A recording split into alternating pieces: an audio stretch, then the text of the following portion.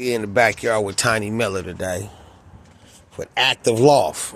You know what I'm talking about? Active LOFT. That active. I'm talking about it get active in the air. I'm talking about we with that Tiny today. So we got some questions and answers today. What do you feel about guys who say South African birds are the best birds? And before you quote, let me say something. My theory is this. If it's a Birmingham roller, it's a Birmingham roller. Because Birmingham rollers, if it wasn't a Birmingham roller, it couldn't fly in that competition, right?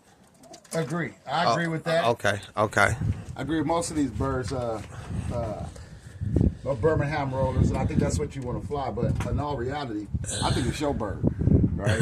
Birmingham roller or not, the genetics that come from, whether it's like Chuck was saying earlier, these South African birds, once you breed it, it's your bird. Right. You might got some of that South African bloodline, but you already messed up because you ain't breed it to another South African bird, so it ain't original no more. You just got that South African bloodline. But I was telling you with this one here, since I was young, I always had a fascination for these ticks and these birds, and then a real strong cock bird look real good. Wings straight back, wings are straight back. Real strong cock bird, right? You get them with a nice, real tight hen, and you can put out some good roe.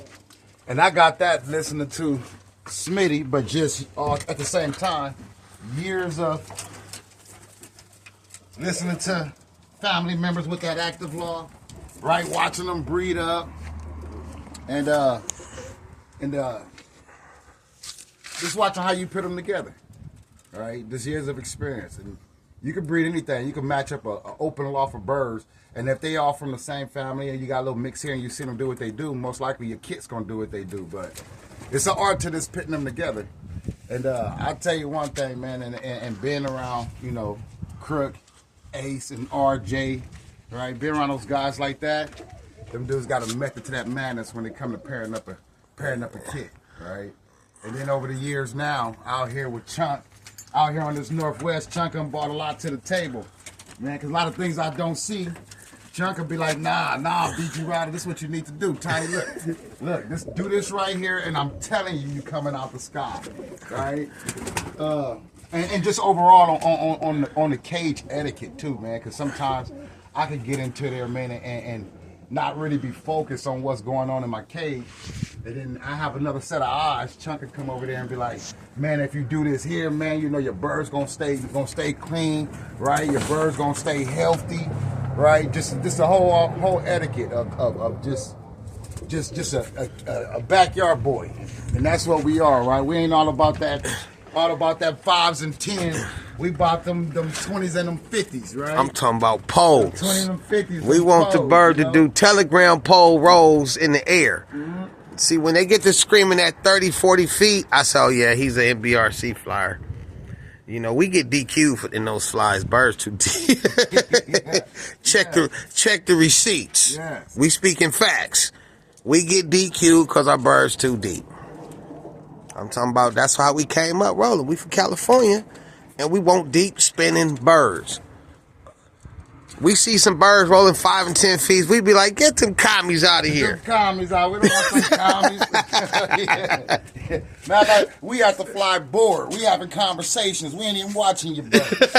We don't want to see that. Yeah. We get to your flight, man, and you out there doing 5s and 10s, and your birds all over the sky. They ain't kidding.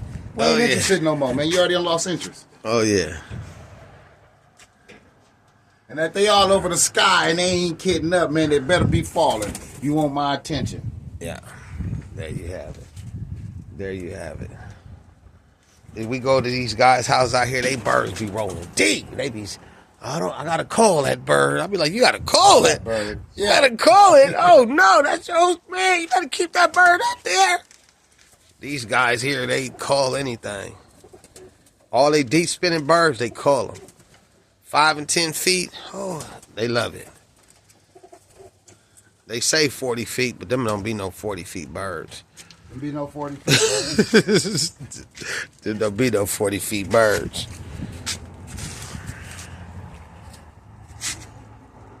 I think on honesty, I think one of the things I learned early is like Chunk would say, calling a bird, right? I call a bird because it was deep out in the air, but I'm not really paying attention to that bird's body style, right? The other habits that bird got, not wanting to kid or not wanting to come in. I look at all that too when I'm actually pulling a bird, man. I want to make sure I got a well-programmed bird before I introduce it back and want to breed it again. Because them bad habits, he gonna breed them bad habits, right? Not he gonna breed that road because he gonna be deep, but he gonna be breeding them bad habits, and you find yourself trying to breed out from bad habits. Right. That's a lot harder than just go ahead and eliminate it. So if he's out there, he's deep, but he got bad habits, I'm gonna keep flying him. I'm gonna keep flying him. Two things gonna happen: either the hawk gonna get him, or he gonna roll down and die. Either or. Either or. But it was entertainment. But before he make it to this break to that breeding loft, he gonna fly. He gonna fly. He gonna fly till flying season is over. Yes. If he make it past flying season, he go to a breakup stock box. Cause we might need him in the future.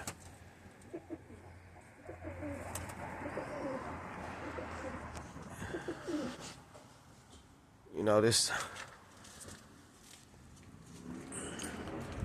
We're going to send shots out to all those real flyers. When we came up, we had Rayvon, Barnett, Bootleg, V-Dog, Kaze, and Rayvon. You had Thomas and Neckbone over there. Yeah, Thomas. Yeah, over in Ludasport. And Neckbone over there. His brother-in-law, they had good birds.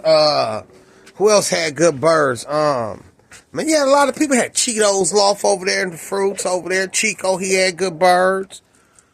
Man, you had a lot of people with good birds. I mean, I seen dudes with good birds in Compton lived in apartment complexes. You just had to roll the birds out of the garage. Right on their balcony, right? Right off the balcony. Kits is hot. Yeah, right on their balcony. Yes, indeed. I tell you what, man, Big Snooky had him on his balcony. Rock, Folsom, they had him on their balcony, right? Mm-hmm. T-Log had him on his balcony, and they had some good ass birds, man. And it ain't about the cage. I got into the cage when I got to the Northwest because these dudes would be like, "Oh man, you know, you got good birds. The cage look like shit," but it don't matter, man. It don't matter. It's all about the hobby and about the sport, especially for you youngsters out there, man. Don't get caught up in the hype. You can breed out of a trash can. You can fly out of a trash can. You can almost hum a bird to anything. I can hum a bird to a crate. I hum a bird to these crates right here, and they'll go to each one of them crates at night. I'm vicious like that. You know, Chunk did it. I done home birds out of a dresser before. Turned the dresser into a loft. Yeah. You know what I'm talking about? Turned the dresser into a loft. I done home birds out of a doghouse before. Shit, put the doghouse up high and shit, be flying a kid up out that motherfucker. Yeah. Real backyard boy, for real. So man, we gonna end this here. It was nice doing a meeting with Tiny today. Yeah. From that active loft. Shouts out Crook. Free Ace. Free Ace. You know, that active loft.